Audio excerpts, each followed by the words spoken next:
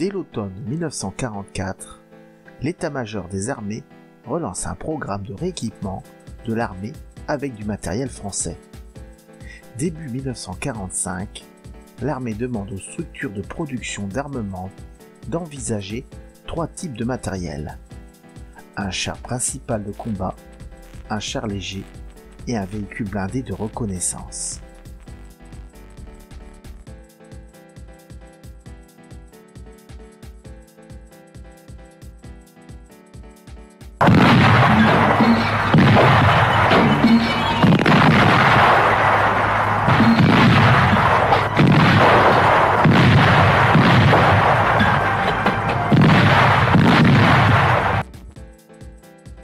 Fin 1946, un avant-projet est émis par une équipe de travail de la Direction des études et fabrication d'armement, DEFA, pour un char léger destiné à la reconnaissance et à la mission anti-char. Petit à petit, le cahier des charges s'affine et s'avère être à contresens de développement des autres puissances qui alourdissent leurs nouveaux chars, T-10 pour l'URSS, T-26 aux États-Unis, Centurion en Grande-Bretagne, dans le sens d'une protection renforcée et une puissance de feu accrue. Il se tourne délibérément vers un engin léger qui doit avoir une forte puissance de feu, un poids environ de 12 tonnes, pour être aérotransportable, une très bonne mobilité et une grande autonomie.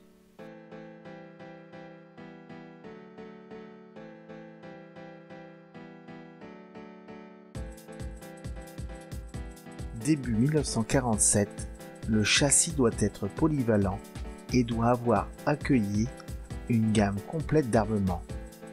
La décision quant au type d'armement doit être prise rapidement et le principe d'une tourelle oscillante est adopté et validé par la section technique de l'armée.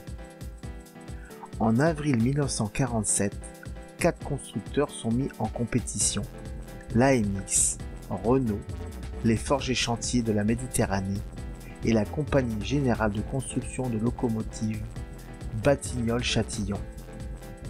La tourelle FL4 de chez Fives-Lille, équipée d'un canon de 75 mm à haute vitesse initiale, est adoptée.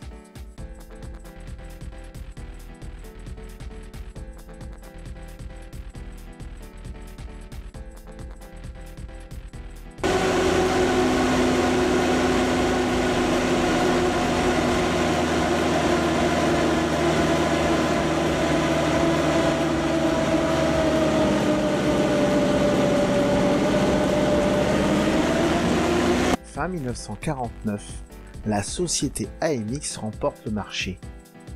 5 prototypes sont construits. À la fin de 1949, l'exigence d'aérotransportabilité est abandonnée. Courant 1950, les prototypes sont essayés en corps de troupe avec une tourelle FL4 ou FL5. 135 blindés de pré-série avec tourelle FL10 sont commandés. Début 1951, le char est adopté sous le nom de char de 13 tonnes modèle 1951 ou char AMX-13. Au premier semestre 1952, les premiers exemplaires de série sont livrés.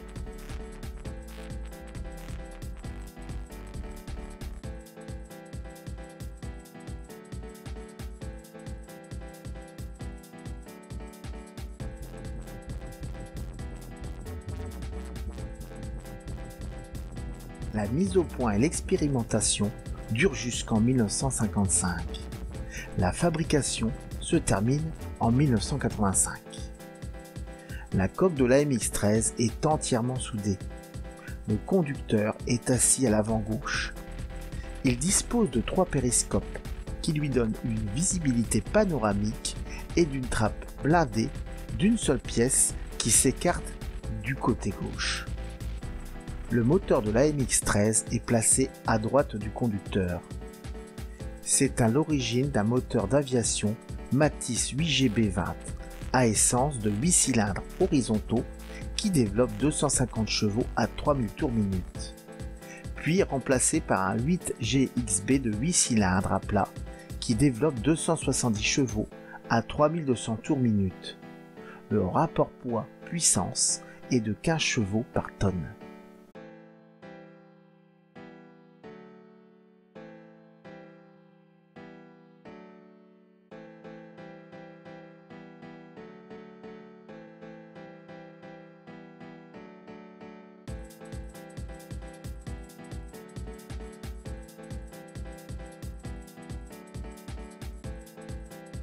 La tourelle oscillante FL10 est placée à l'arrière du conducteur et du bloc moteur.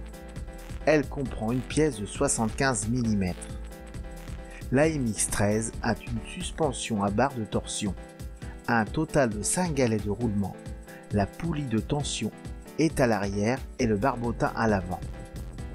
Et 3 rouleaux support de chenilles sur le dessus. La suspension du premier et du 5e galet de roulement est renforcée par un amortisseur hydraulique. La boîte de vitesse est manuelle et possède 5 vitesses avant et une marche arrière. Une boîte automatique a été développée. La direction et le freinage sont assurés par un système de bande sèche et de bande humide mis en œuvre par 4 leviers en fonction de l'effet à obtenir.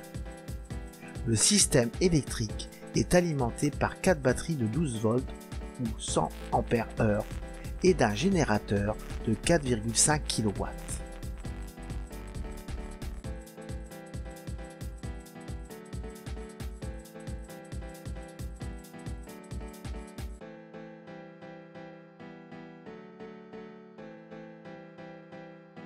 En 1954, à la fin de la guerre d'Indochine, les matériels blindés sont tous d'origine américaine ou britannique, datant de la Seconde Guerre mondiale, et leur usure se fait passablement sentir. C'est pourquoi l'armée française envisage d'adopter un AMX-13 avec la tourelle FL11 dotée d'un canon de 75 mm de l'EBR Panhard. Cette tourelle a l'avantage de ne pas posséder le système à barillet. La commande est passée pour 5 puis 20 exemplaires. Seuls les 5 premiers exemplaires seront livrés et mis en service à Oujda puis sont cédés au Maroc, à l'indépendance de ce pays.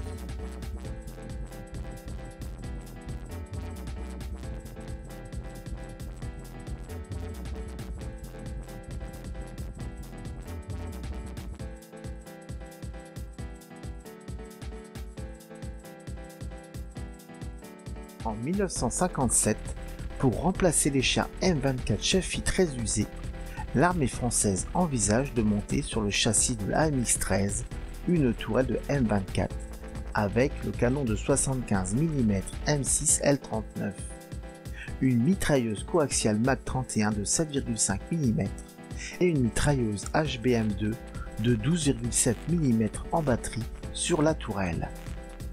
L'idée est de pouvoir utiliser les obus de 75 mm qui ont été livrés en masse par les États-Unis à la France. Un prototype est essayé en 1957, puis 150 exemplaires sont fabriqués en 1960.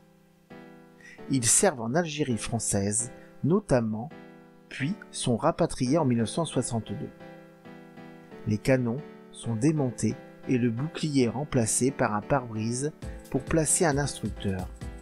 L'engin reçoit alors le nom de AMX-13DTT et les chars sont versés à l'instruction.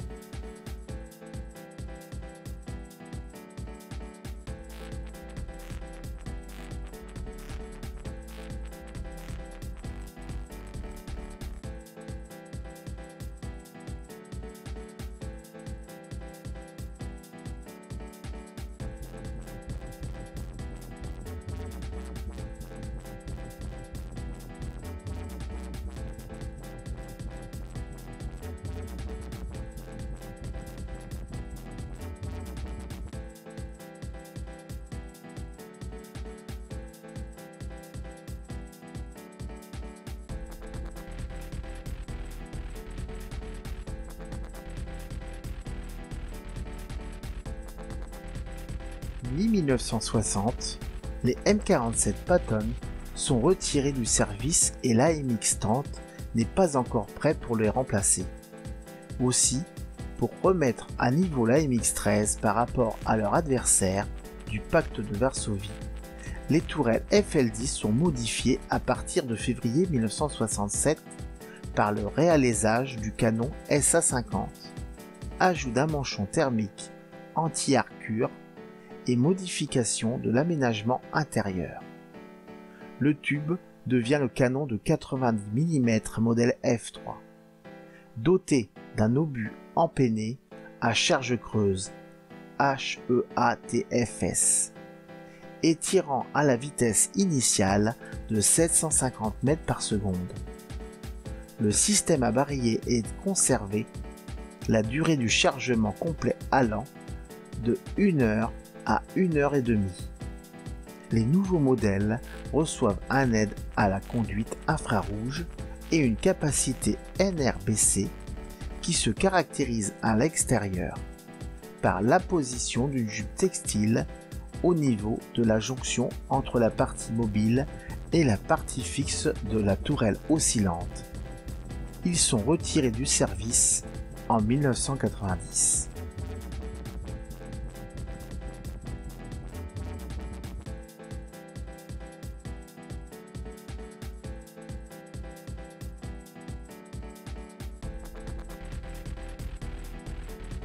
Le char Batignolles-Châtillon 25T est un char français développé par Batignolles-Châtillon dans les années 1950. Il est conçu pour une classe de poids de 25 tonnes. Du fait de son poids, il possède un meilleur blindage et un tout nouveau moteur de 500 puis 750 chevaux lui permettant d'atteindre les 65 km/h. De plus, sa grande taille permet d'accueillir un membre d'équipage en plus, portant le nombre total à 4 hommes.